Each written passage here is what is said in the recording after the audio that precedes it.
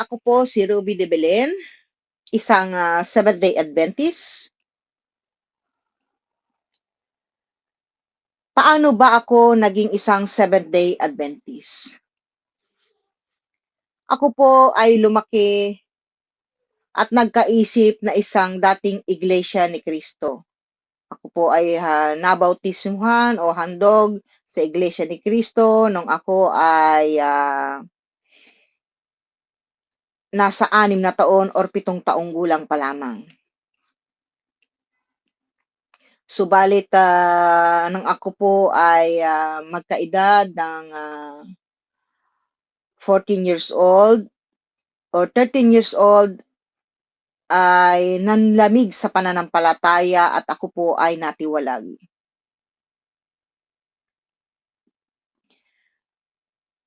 Nang ibang bansa po ako at nagkaroon ng matinding pagsubok sa buhay. Dahil sa pagsubok na iyon ay natutunan ko pong tumawag sa ating panghal na Panginoon, magdasal, manalangin ng taimtim sa puso.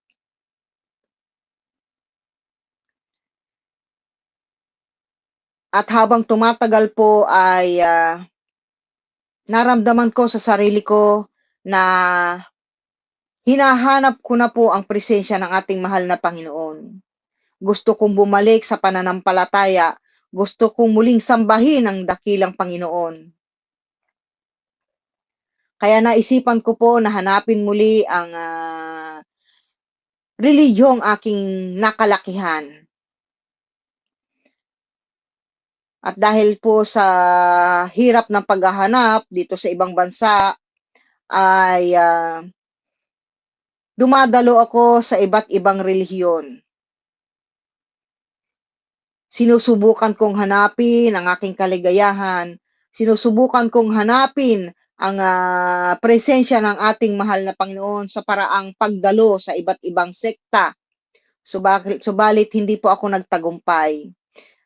Instead na matagpuan ko ang ating mahal na Panginoon, instead na may matutunan ako sa bawat pagpasok ko sa iba't ibang relihiyong ito, nagkakasala lamang po ako. Una, wala akong naiintindihan. Pangalawa, nagiging mapagpuna ako. Walang pumapasok sa aking isipan. Kaya't sabi ko, ako'y hindi na magsisipasok sa kung anumang reliyon or sekta dahil imbis na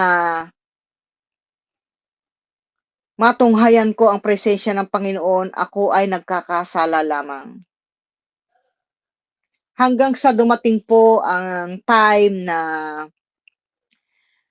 naimbitahan ako ng aking kaibigan o dating kasamahan sa trabaho na isa palang Iglesia ni Cristo. At guess what? Kapitbahay ko lamang po pala ang mismong simbahan. Dito po kasi sa ibang bansa ay hindi mo mare-recognize ang mga simbahan sapagkat yan po ay pinagbabawal at dito ay mga nagre-renta lamang ng mga space, ano po. So, sa panahon pong yun, hindi ko alam kung ano yung aking pakiramdam kasi sobra kong saya, sobrang nagagalak yung aking puso, ano, sa wakas, natagpuan ko na yung aking hinahanap. 'Di ba? So, dumating po yung araw ng kinabukasan ng aming pagsamba.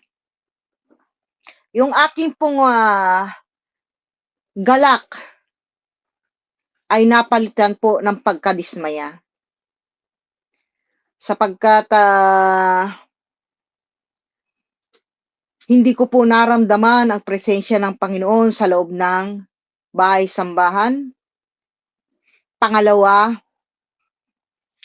naging mapagpuna po ako at sa dami ng aking napuna, hindi ko po nakita yung mga dating gawain nung ako ay o yung mga gawaing nakalakihan ko, ang laki na po ng ipinagbago. Sobrang laki ng pinagbago.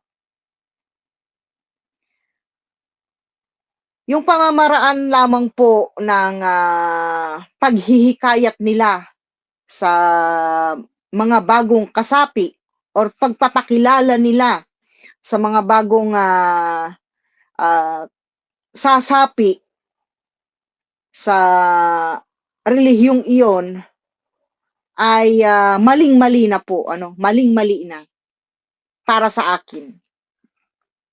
O hindi ko na po isasalaysay kung paano, pero talagang maling-mali nung panahong yun. At iyan ay nai-concern ko sa aking kakilala na iyon na hindi tama. So, wala silang binanggit or wala man lang akong narinig na kahit anong rason bakit. Sapagkat alam nilang mali ang pamamaraan nila sa paghihikayat. Napagdesisyonan ko po na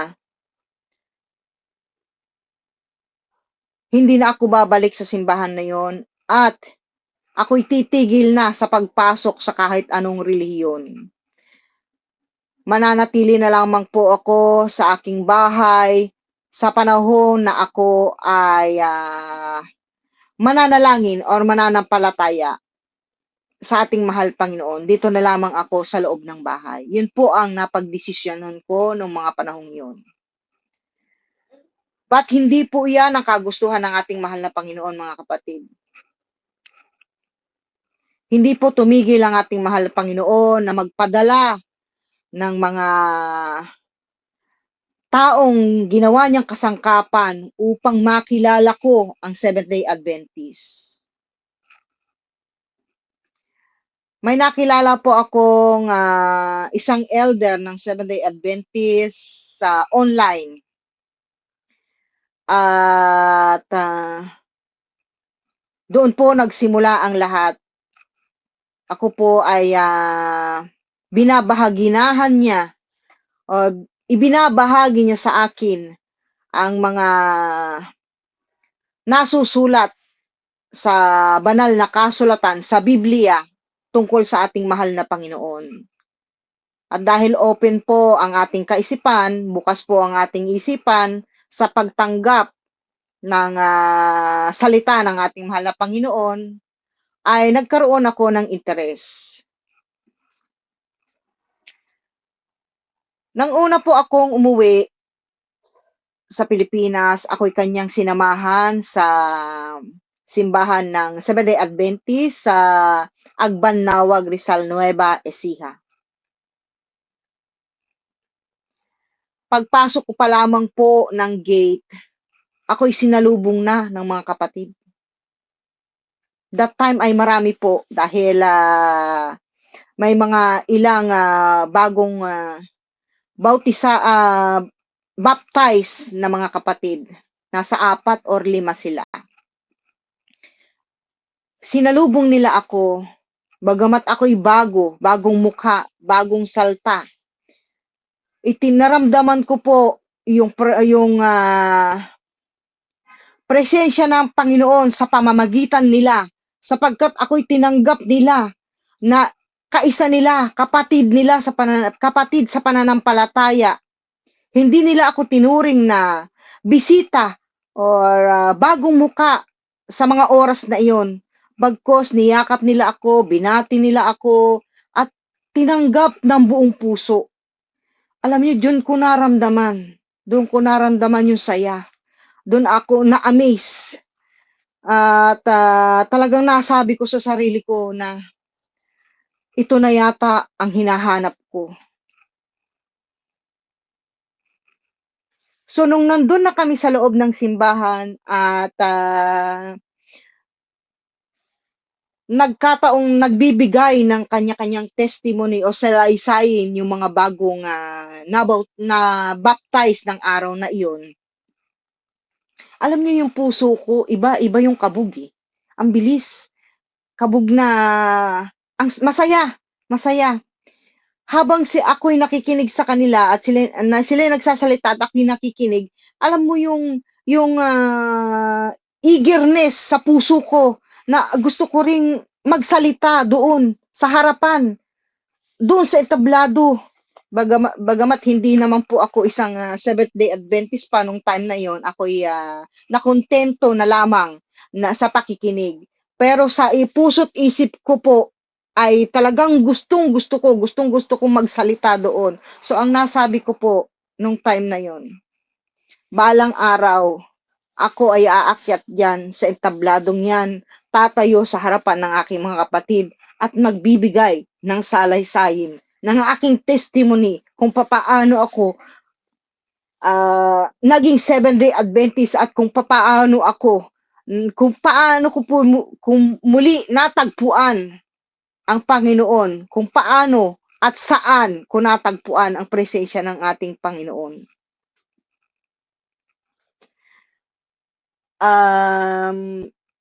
Bumalik po muli ako sa ibang bansa. At naghintay muli ng 1 taon pa. So, umuwi na naman po ako, pangalawang uwi ko sa Pinas. Ay desidido na ako na magpa-baptize. Ngunit sa kadahilan ng nag-reshuffle po ang mga pastor nung panahong yun, ay hindi natuloy. At sa kadahilanan na rin na tayo ay hindi naman pwedeng magtagal sa Pilipinas, ako'y bumalik muli dito sa ibang bansa nang hindi pa nabautismuhan or nabaptize ng panahon na iyon. So, ang nangyari po ay itong aking si elder na aking kakilala ay in-enroll ako sa Bible study sa pangunguna po ni Pastor Jomel Arsenal. Nag-aral kami ng Bible study ng mga around 2 months to 3 months. After po noon ay napagdesisyonan nga po na sa pag-uwi ko, sa muling pag-uwi ko ay magpa-baptize na ulit. Magpa-schedule na ulit para sa baptismal. So, ang nangyari po ay special request. Ano ang nangyari sa akin nung time na yon para lang po matuloy. At nangyari nga po ang pagiging ganap na Seventh-day Adventist ko noong last September 13, 2025. Yun po ay last year lamang. At sobrang tuwa ko po dahil sa pag-aakalang ako ay isa lamang ng panahong yun ay mayroon pong dalawa na nanumbalik sa pananampalataya. So kami ay naging 3. So napakasaya po. Napakalaking pagbabago ang nangyari sa buhay ko nang ako'y maging isang ganap na Adventist. Natuto akong magbasa ng Biblia, nadagdagan ng kaalaman ko tungkol sa ating mahal na Panginoon, nalaman ko ang kanyang mga sakripisyo, nalaman ko ang kanyang paghihirap upang matubos lang po ang ating mga kasalanan. Yung mga problemang dumadaan po sa aking buhay sa ngayon ay napakagaan. Bakit? Sapagkat ang Panginoon po ang nagbibigay ng kalutasan sa aking mga problema. Dati-dati po kapag ako'y nagkakaroon ng problema, maliit man yan, ako ay talagang hindi nakakatulog. Ang aking isip ay nakapokus sa mga bagay kung paano masusolusyunan ang mga problema na yon, na kailangan sa mga oras na iyon, hindi matatapos ang araw na iyon, magkaroon ng solusyon ng aking problema. Ngayon po mga kapatid, ang problema ay hindi ko pinoproblema sapagkat nandiyan ang Panginoon sa akin. Patuloy na ako'y kanyang ginagabayan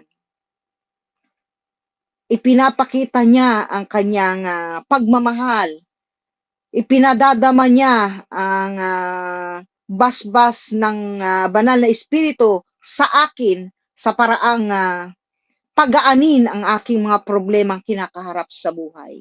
Masasabi ko pong ako'y walang problema, mga minamahal kong kapatid. Bagamat nandidiyan ang problema, wala po akong problema. Lahat po ng bagay ay napakagaan. Lahat po ng kinakaharap ko sa buhay, sa bawat oras, sa bawat araw na ako'y gigising sa umaga, ako po'y hindi nakakalimot ng tumawag sa ating mahal na Panginoon upang magpasalamat na ako ay kanyang ginising, na kami ay kanyang ginising sa mga oras na iyon upang muli siya ay aking dakilain. Napakasarap po, mga mahal na kapatid, na matunghayan ang Panginoon, magbalik loob sa Panginoon, isukong muli ang ating hiram na buhay sa ating mahal na Panginoon. Lahat po ng ating mga suliranin sa buhay ay gagaan. Ngayon po, mga kapatid, ako ay isang aktibong Seventh-day Adventist at dito sa ibang bansa. At awa ng Diyos, na alam niyo po bang napakahirap kumuha ng day off sa araw ng Sabado dito sa Middle East, sapagkat yan po ay holiday dito, Pero dahil po sa kagustuhan ng Panginoon at sa ayaw niya tayong maligaw ng landas at gusto niyang nag-aalab lagi ang ating pananampalataya sa Kanya, isang request ko lamang po, ako'y pinagbigyan at nakuha nating day off ang Sabado, ang araw ng Sabat. Di po ba? Amazing po. Purihin ang ating mahal na Panginoon. Napakasarap sa pakiramdam na sa araw na kanyang hiniling, tayo ay naririyan at kasama niya. Tayo ay nandoon upang magpuri sa kanyang dakilang pangalan. Kaya ako po ay naniniwala, mga kapatid, na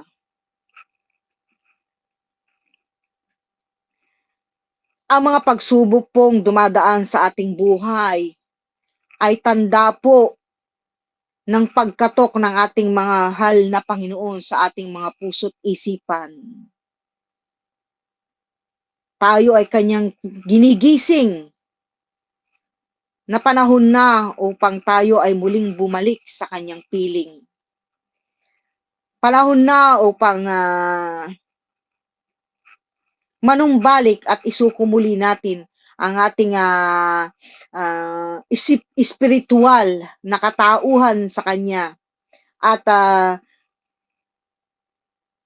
ihingi o humingi ng kapatawaran sa ating mga kasalanan. Masarap po, mga kapatid, ang mabuhay ng kasama mo ang Panginoon. Kaya ang maipapayo ko po sa mga kapatid na naliligaw pa po ng landas at sarado pa ang mga isipan, ay inyo pong pagbuksan ang ating mahal na Panginoon. Masarap po sa pakiramdam. Napakabagaan po ng buhay sa araw-araw na kasama mo ang Panginoon. Nakasama natin sa ating buhay ang ating mahal na Panginoon.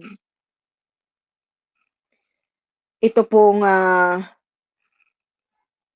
paglilingkod sa ating mahal na Panginoon, itong pagbabalik, itong pag-aalab ng ating pananampalataya sa ating mahal na Panginoon, wala po itong bayad, libre po ito.